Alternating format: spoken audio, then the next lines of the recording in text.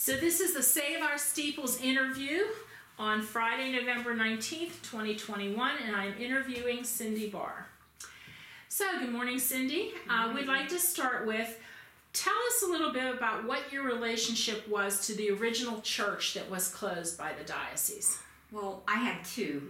My mother's was St. Rochus, so that was the one we went to. I sang and cantored there. And then St. Stephen's was my dad's. So I had two of them. Okay, which one were you most closely tied to? Mostly St. Rochus. St. Rochus? Yeah, we lived right there and, we went there. So how did you hear about when the churches were going to be closed? I heard on the news. It was devastating. They never talked about it in church? They talked about it in church, but I think I first heard about it because I don't always go to St. Rochus. Sometimes I'll go wherever my husband's church is out in Monday's Corner. So I'm on miss there, and I heard about it there. My mother was already passed. I was happy for that. God knew what he was doing. So what was your initial thoughts when you heard that they were going to be closed? Shocking. Yeah, shocking, devastating like everybody else. I knew it was coming though. How did you know it was coming? Just how empty all these beautiful churches were empty. I mean, you have to do something. I knew it was coming. Okay, so after the announcement and you learned that they were going to close, how did you hear about Save Our Steeples? I actually, when we had the ethnic festival, I was walking down the street and I saw Marie Mock, and I'm looking, what's she doing? And I knew she was always into stuff, And I went over and she had film on all the churches, and I knew I wanted to get involved in that. What did you think about what the group wanted to accomplish? I don't think they knew what they wanted to do yet, and I was in, so I threw my hat in, and I'm happy with. Well, talk a little bit about what you did with Save Our Steeples, like events you participated in, or. Mostly, I like to go around getting money from different businesses and patronize the places I patronize. I took cans in and T-shirts in, and got from the IBW, I got Gold Star admissions from them. I think we got 500 from them. Different ones we got 100, 250, and that way I added up. Right. So it was good. Did you participate in any? I know they did like the Steeples Chase. They had runs. They did a lot of stuff to fundraise. Were you involved in any of those? Oh yes, yeah, I did a lot of them. Aces and all them, and we put the candles up and down the street. I love that. That was the best one, I thought. It was just a way to honor those who died before us. It was sad, but I do have to say though, the best thing I think living in Cambridge City growing up was the bells.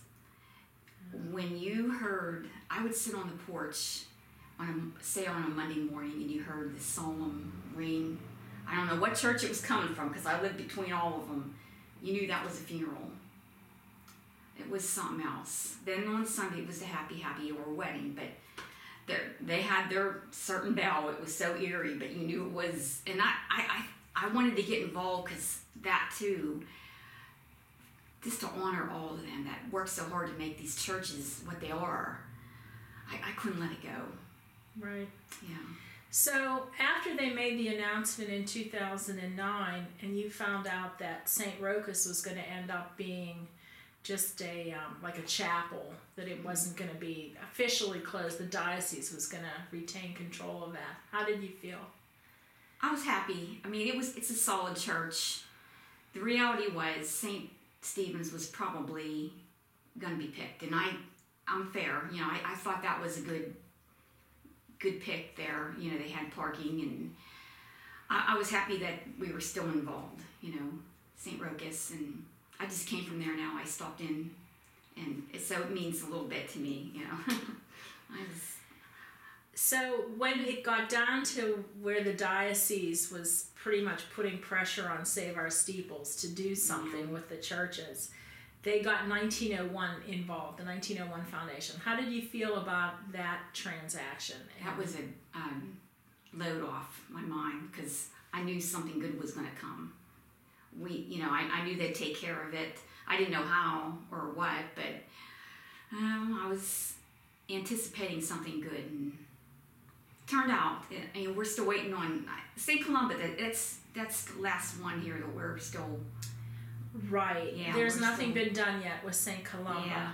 So, how do you feel about them selling the church to Stella Property Management, St. Casimir? That was actually my favorite church out of all of them. Even though I don't want to be a traitor, but a lot of times I just go to mass there. So I love that church. I'm happy for them. They're doing a lot of things in Cambridge City. They're trying to bring it back. So yeah, that's my favorite. Okay. I'm dying to see it. I hope I'm getting invited to a wedding or something down there. So talk a little bit about anything else you'd like to share. I mean, it's been a long time. The church is closed in 2009. It's been like 13 years now. So time went by, and I'm happy to see weddings at Immaculate Conception. St. Stephen's is now resurrection, and everything seems like it's fallen into place like I'd like it to. It's a dream come true. Did you go to any of those? Remember when they brought Sacred Places in to do the study, and they had those charrettes and everything? Yes. Did you participate in any of those public meetings? Yes. Oh, yes. I was there for all of them, and the architects. And I think that's why we raised a lot of the money to get them going. And yeah, I was happy to be a part of that. I was there. It was a Saturday afternoon. I think we were down at AutoWorks. Yes. So I felt like we had some support, and the TV cameras were there, and everyone was behind us. And then it kind of faded away a little bit, but we persevered. We got through it. Did you get anyone else to join the Save Our Steeples project? Did you get anybody else who was interested to join? Or I don't know if I did that much, but I had a lot of help behind me money-wise. I got a lot of people that were not even Catholic to donate.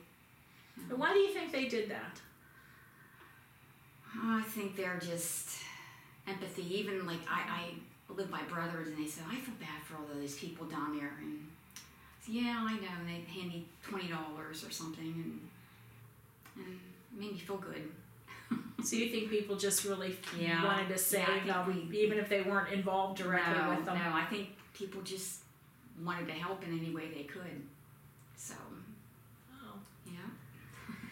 What else would you like to tell us about your experience over that time, or anything with the churches? And it took me back so many years ago, and all those people came alive again for me.